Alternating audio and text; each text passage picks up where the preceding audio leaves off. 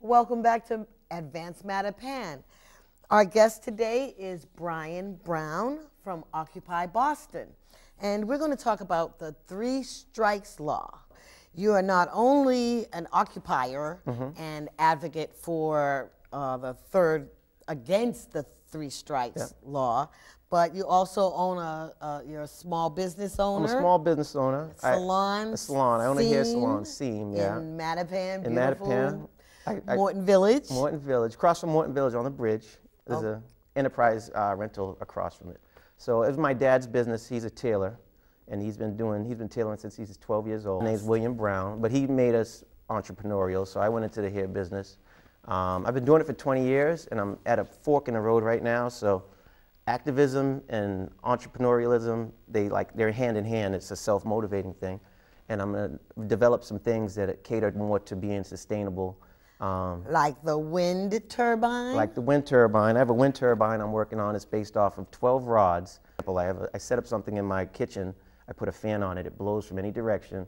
And right now, a lot of problems we're having are energy-related problems. The reason the T is going up is because they say they have costs. Their number 1 cost is energy. If we could find ways, I mean, I look out at the city and I'm like, you know, the sun shines a lot here. The wind's always blowing. Always. The waves are strong. But we depend on this oil all the time, you know, and it's like, and also in our community in Mattapan, I think we need more bike routes, things to make people get out. There was a plan to connect Milton to Mattapan, and there was people going against that, and that would make people— The Greenway, the 2 miles of the 14-mile trail that have not been completed lie in Mattapan. In Mattapan. Where they have on the most need of access to physical activity. Yeah, and connecting communities. And and so Trevon could walk across that bridge into Milton and not be held to being presumed guilty. I mean, these are simple things, and people need to reach in their heart and say, wait a minute, I got to stop this silly thinking. So they're stopping that project, and that project alone, it bridged 2 communities. We're right there next to each other, and it's really ridiculous to say, it's a beautiful path, why not just extend it into Milton? So is Occupy Boston also getting behind? Occupy Boston had several demonstrations. They had one at the Nashua Street Jail, and the prisoners inside could look out, and they could also participate. They held up signs. Awesome. So that was one of the good things. I mean, it's just to be in the system, you're powerless, and you can't vote. There's nothing you could do.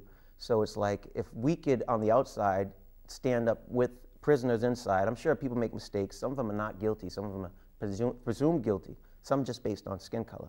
So if we could stand next to them and at least advocate that they should be given due process at all times, and it shouldn't be targeted for legislation that will keep them out of society, away from their families, away from their children. I mean, we really got to look at this and say, this is wrong. All around it's wrong. It shouldn't even have been brought up. So the big picture. The big picture. So Occupy Boston is doing a lot of things. One of the things they do, there's a vigil right now at the State House. It's related to the MBTA, but at the same time, they're addressing any issue that is really against the common man or us as voters. The Commonwealth? The Commonwealth. It's not the Commonwealth. It seems like it's, you know, selectively wealthy people on the side and the commoners on the other side. But if there's anything, it's like we have to get the legislators. They're the ones who make the laws. They're the ones who make these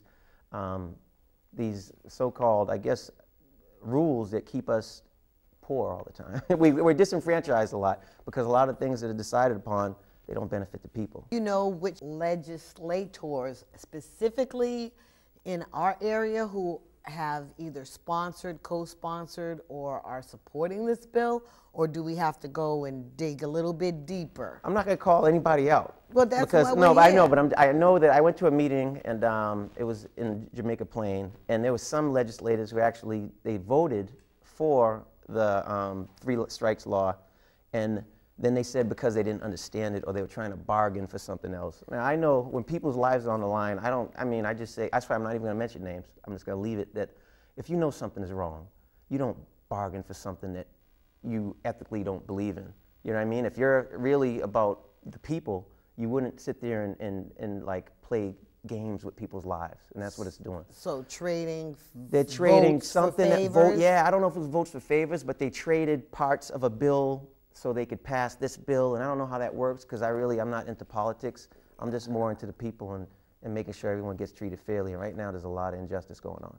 All right. My personal opinion on a 3 strikes law is it seems like it's a legislation that's going to be used to put people away for long periods of time who really have no control over their destiny, because once you're convicted of that 3rd offense, you're like thrown away from society. So the people who are pushing for this law, I went to a couple of meetings, and from my perspective and what I'm understanding is the people who are pushing for it seem like they have no understanding of how families are going to get ripped apart and how they're going to be a disproportionate amount of people who look like me with color who are going to be affected by the law, and it's not really thought well through. I mean, I always say it's cheaper to educate than incarcerate. So, and everyone's saying that same sentiment, but no one's like really standing up and I stand out in front of the State House and I'm waiting for more picket signs out there to say this is crazy, you know. And yeah. So what kinds of felonies, or is there a class or a section of felonies that they're really pushing this It's for? a broad list. I saw the list, I couldn't name out all of them, but I mean, most of them that I saw are not crimes that you should throw someone's life away forever. I mean, I understand we're in a bad economy and people making bad choices, but I think there's other alternatives besides incarceration. I think there's a lot of other things you could do.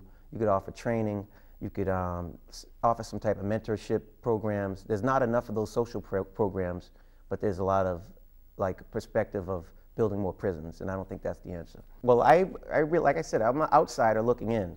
So I just know that I was showed a list of offenses and a list of situations where it seemed like if someone was already in the system, it would be real easy to reincarcerate them, because there's a bunch of protocols that go forth where when you're released from the system, you still have to check in with a probation officer. There's all these constraints where you could live, who you could hang with. And it seems like it's designed to keep people in the system. In that vicious cycle. In that vicious cycle, mm-hmm. Right. But how do you see people involving themselves, educating themselves to get behind the movement to stop this in its tracks? I think the number one thing we need to do is talk to our legislators. They're the ones who vote these laws in, and they're the ones who should be producing dialogue between the people and themselves to just make sure that we understand that this is not really something that we want. I mean, like I said, I'll say it again, if I saw more schools being constructed or improvements in the education system, I think that's the best way to counteract crime and all the fear that people have against crime. I mean, some of the things that happen with, I'll just mention Trayvon, I mean, that comes from a psychology of viewing a certain type of person as a criminal. So once that mindset is set in, the people who are making the laws, they also have that same mindset, and they think, yeah, maybe these people are dangerous. Because I do see it as a pinpointed legislation that's going to only affect our people, a certain population. My people, saying from Mattapan, and the majority of people are people of color. So the racial profiling brought to a greater, larger level. Yes. I mean, it seems like that's what it is. Impact. The law is designed to affect a certain amount of people. It's poor people, less educated, and people of color. Those are 3 things that it seems like it's targeting. So we want to thank Brian Browne for spending some time with us here today against the 3 strikes law, working with Occupy Boston. Thank you for joining us.